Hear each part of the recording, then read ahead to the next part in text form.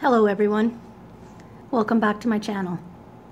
This is part 2 of Color and Chat that I'm doing with this Nutcracker. So I'm going to get on with it. I'm going to do some gold sparkle pop.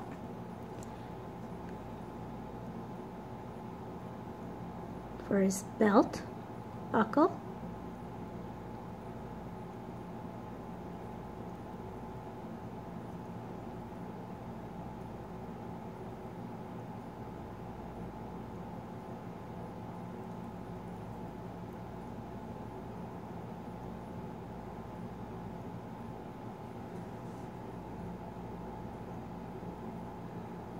I love nutcrackers. I used to have this great big one. It was like 2.5 feet tall. And it was turquoise. Sequins all over it. It was absolutely gorgeous. And then, yeah, one time after I had been really sick for a while, I got tired of looking at it, so I took it and gave it to Goodwill. You know, I kind of regret doing that now, but oh well, can't change the fact, can I?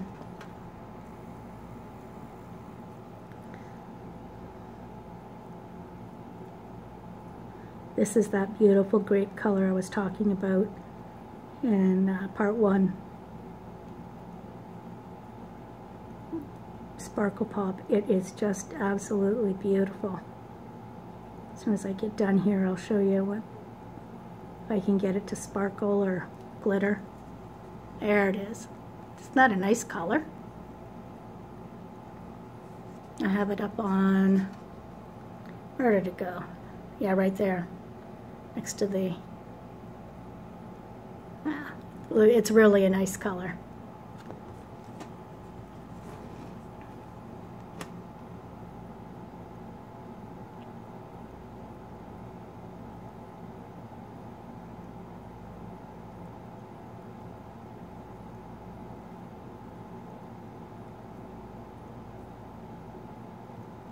Like to get this done so I can either start on some whips or start a new page somewhere.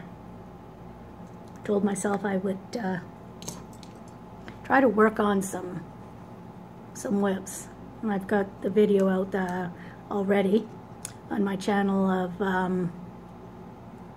the whips that I do have, more than I thought I had, but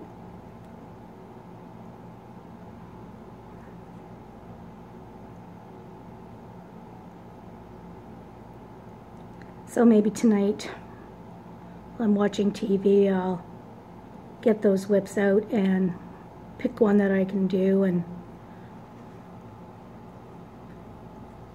get organized with the colors. I may film some of them, finishing them, we'll see. Or I may save them for the end of the month and yeah, do a video on completed whips. That may be a good thing for me to do. Okay, so let's see if I can do this holly berry, the holly leaves here. Okay, this is just not working.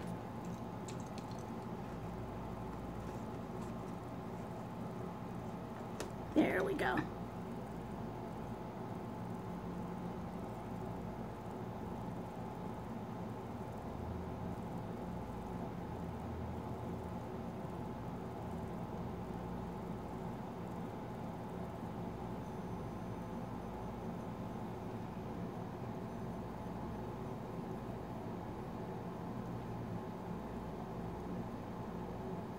My little dog Wilson, you guys have probably seen him on the channel here, and my little icon, or whatever you call that.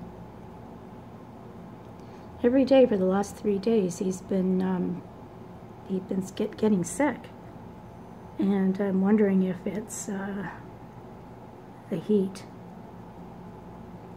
So last night and today I didn't take him for a walk. I just took him out behind the building for his bathroom break. I think he may just be overheated, so I'm going to have to watch him carefully. Wilson is my emotional support dog.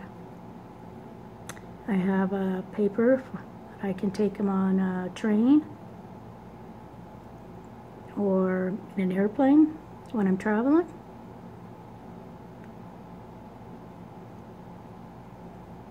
I have been getting much better with my anxiety. And I think it's, well, one, because I have him, and two, because I've been doing a lot of questioning. You know, when I start having anxiety, trying to actually narrow it down to what I'm feeling anxious about, and then seeing what I can do about it, see if I can find a solution to it. Like for me, anxiety just doesn't happen for no reason. There's something that either I'm worried about, or I'm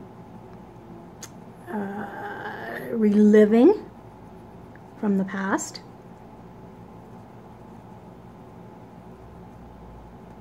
So for me, what works for me is actually sitting down with a piece of paper and writing it out. How I'm feeling, what I'm actually thinking about that I don't realize I'm thinking about.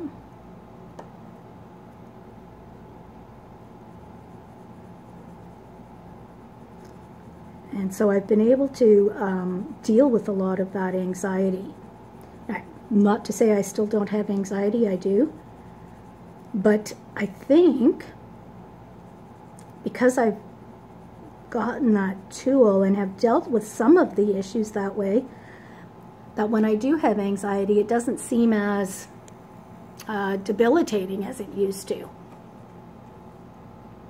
I'm sorry if I was too close there. Maybe I was zoomed in too much and you couldn't see. Hopefully not. But yeah, I've been finding that lately, that any anxiety I do have, I'm able to shift kind of my thinking. And it's really like, it's a miracle. Because my anxiety used to be crippling. I had absolutely, very little quality of life because I was just so anxious all the time. And to be able to go out and, well, notwithstanding COVID-19, yes, if without COVID-19, yes, being able to go out and go pretty much wherever I want without feeling any anxiety is, has given me such a better quality of life.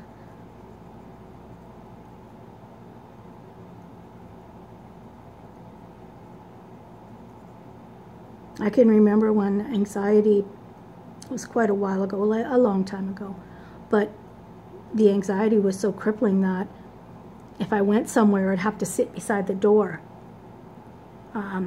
Like let's say I was at a funeral or at a wedding or anything like that, I'd have to be seated right by the door so that when the anxiety came on, I could get up and leave. Because I would feel like I was actually going to faint.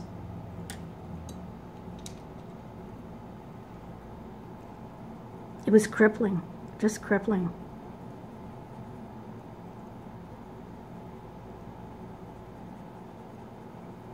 And I don't have that anymore. Not like that. I still have some, like I said, some anxiety, but not crippling like it used to be. And now I find a lot of times the anxiety comes when I have in the back of my mind maybe reliving something that happened a long time ago. and those memories and anxiety of that time want to take over again. So, like I said, what I've been learning to do is to write it down and to recognize that this is what, this is in the past, and I can safely get rid of that kind of anxiety. I don't need to have that in my life anymore. And to realize that it does me absolutely no good. It's not helpful in any way.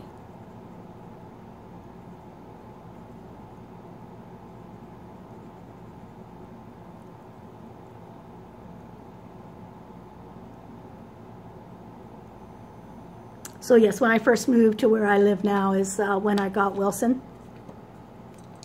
And the dog that I had before I wasn't allowed to take with me, and, for reasons that were beyond my control with an abusive ex. I shouldn't say beyond my control. It was in my control to a certain degree. But the physical repercussions of taking the dog would have probably outweighed the benefit of taking the dog, if you know what I mean. I hope I'm not triggering anybody. I don't mean to. But the explanation for having Wilson was because of that. I got Wilson because I've always had a dog. And I think that's part of what kept me healthy for so long, was having a dog in my life, a pet, because they give unconditional love. It doesn't matter what I look like, doesn't matter what other people think of me. Nothing matters to that dog. The only thing that matters to that dog is that I'm here, and I love him, and I take care of him, and that's all that matters to him.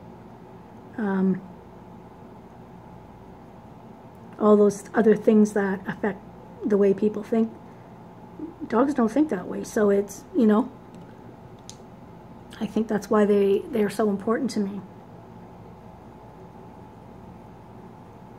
So yes, I got Wilson because I needed him at the time. I needed to feel that unconditional love from something. I think, and two, is because I couldn't give it to myself. I was still very, very ill and mentally. And I couldn't give myself any love. I had no knowledge of how to do that, no knowledge that I needed to do that. But I think recovery is like anything else in life. You have to start at the bottom. I couldn't start at the top of the recovery ladder because that just doesn't make sense.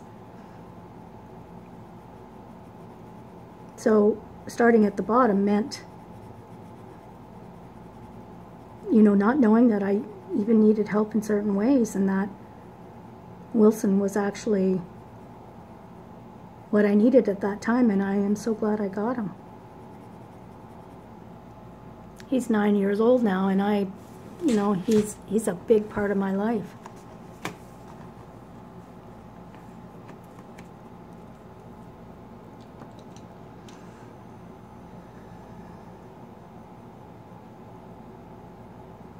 I'm just using Pablo pencils in this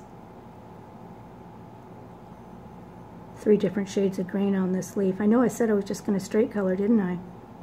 It's getting to be a thing though now. If I can see myself using more than one color, I just automatically do. So funny, eh? The way we change and grow.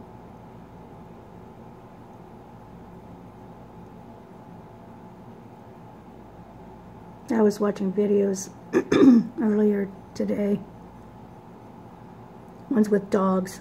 Oh gosh, you gotta love dogs, eh? Those videos that people have of dogs acting like humans, or hilarious. It always makes me laugh, and it always makes me feel better. I know that's one of the ways that I will instantly feel better, is to turn on cat or dog videos on YouTube. It's like instant. I'm just laughing.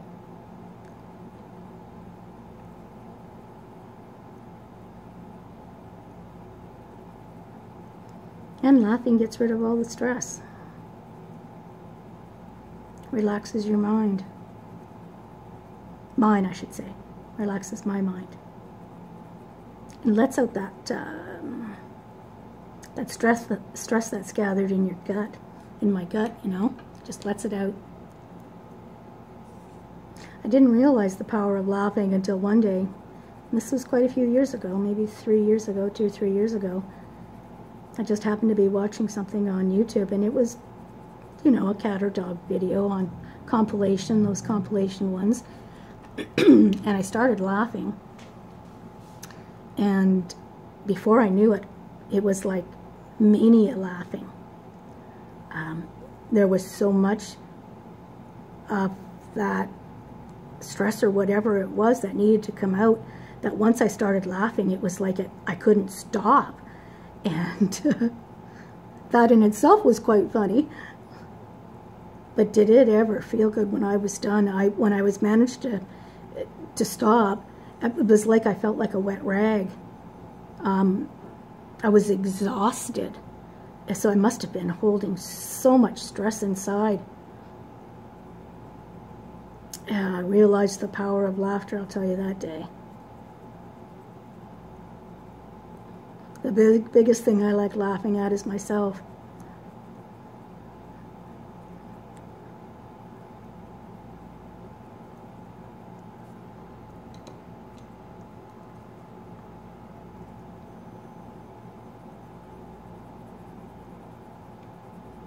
And of course I laugh with Wilson. He makes me laugh too, the way he runs around here with his toys.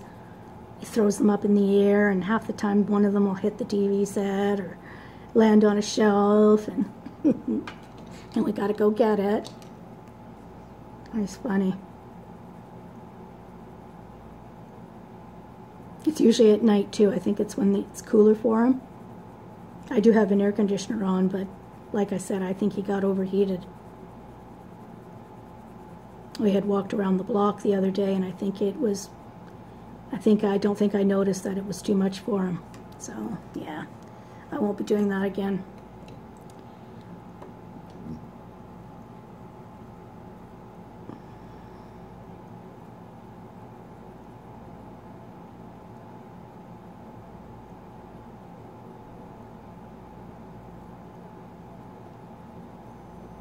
You ever notice that people can talk for a long time about their pets? Yeah. Shows how important they are, eh? Wilson's a Shih Tzu, and I like grooming him myself. I have a pair of clippers, and he gets a bath regularly, and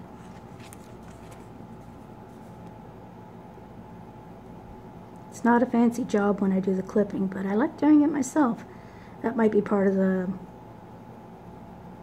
you know, the control thing that I have. You know, I like to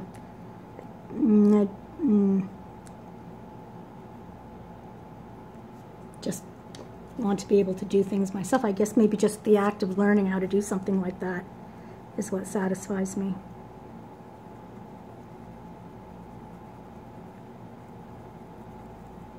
It's a lot of work. It takes quite a bit of time. Usually I do it over a period of 2 or 3 days. Sometimes he'll walk around with one leg really fuzzy, with long hair, and one other leg will be short.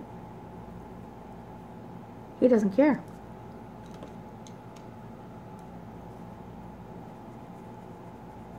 He never tells me that he doesn't like it.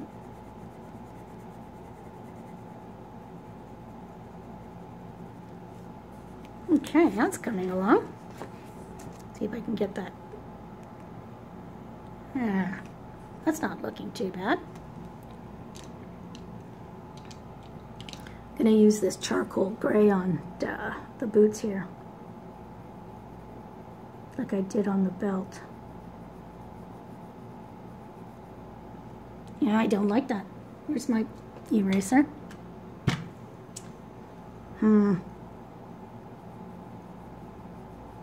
It'll work, Pat, it'll work.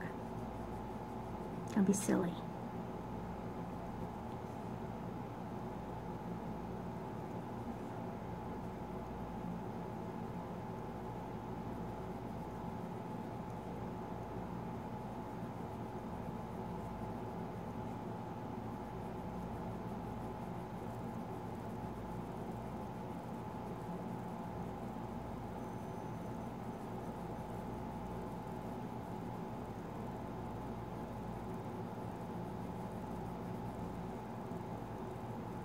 I love this charcoal gray. It's a much nicer color than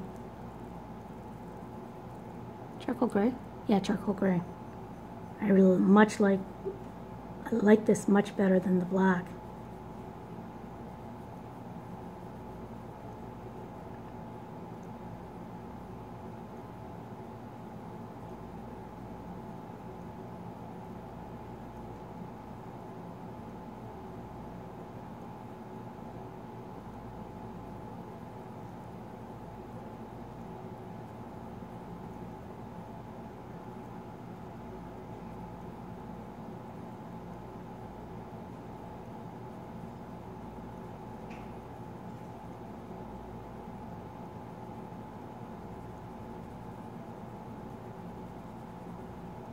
Later on today, I'm going out and I'm going to get myself some ice cream.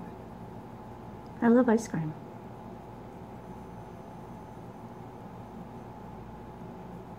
And there's this brand, I can't remember exactly what the name of it is, but it's cookies and cream is the flavor, and it's one of those little pints, but there's like only 360 calories in the whole thing. If you get Haagen-Dazs, it's like 1,200 calories. So, you know, that's a bonus.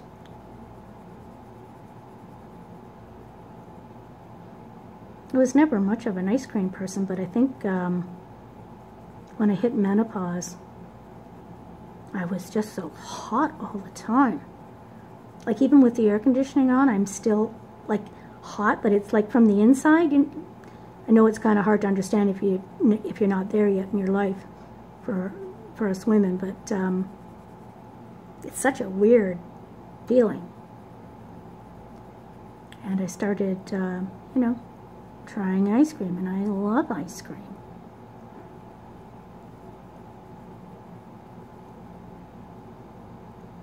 It's so funny because when I go visit my grandchildren, they know I love ice cream, so they're always after their mom and dad.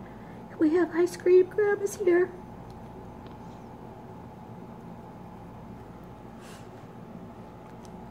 So that makes me feel pretty special. Next month in August, my grandson turns 13. I'm just trying to think of what to get him. He's not into video games or any of that kind of stuff. Like they live out in the country, and they have kind of like they have like a 100-acre farm, but they don't farm it that way. They rent out, my son rents out the acreage. But they've got like a small little hobby farm for the kids, you know, to teach them all that good stuff. So they've got, you know, ducks and chickens and rabbits and all sorts of stuff. And that's what my grandson likes to do, and my granddaughter. So I mean, he loves hockey, and he plays on a traveling team. But you know, because of COVID, yeah, that's been on hold since March. Well, maybe even February, but yeah. So I asked him, I said, what do you want? Not what his birthday, but what do you like? He says, anything to do with farming or hockey. But I did happen to be online the other day, and I searched gifts, and up came 13-year-old boys, and I thought, that's it. So I did happen to see a t-shirt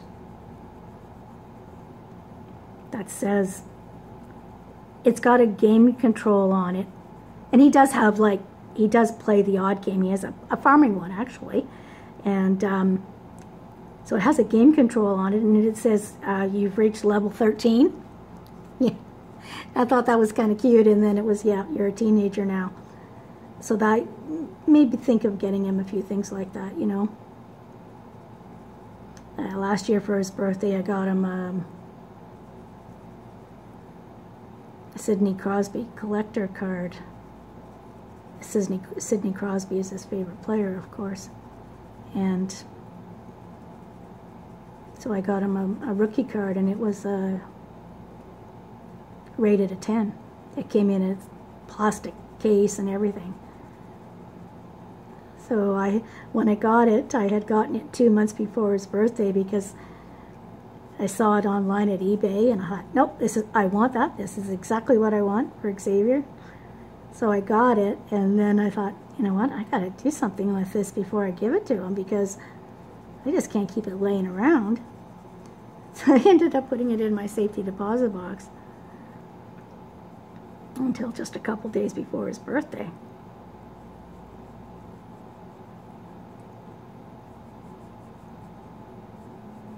He was pretty happy. So it was kind of neat too. My son and my daughter-in-law for Christmas that last year, they got each of the kids their own personal safe that they can keep in their room for stuff that, you know, they don't want to have laying out, you know, like jewelry or things like that. And so I thought, oh, that's perfect, because we were wondering how Xavier was going to take care of his card. It was quite expensive. But you know, when you have grandchildren, you really don't care. You just spend it. It's not like when you have kids.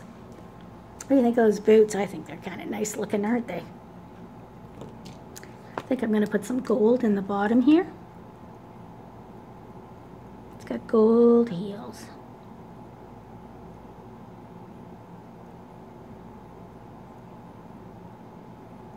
So the last couple of years I've gotten him, you know, a lot of hockey stuff, hockey pictures. I got him, you know, a print, a Sidney Crosby print and things like that, and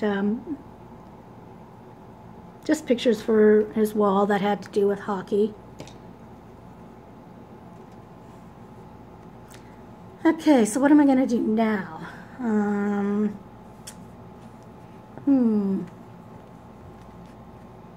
27 minutes. Holy moly, guys. I didn't realize it was that long. Tell you what, I'm going to say I'm done for right now, part 2.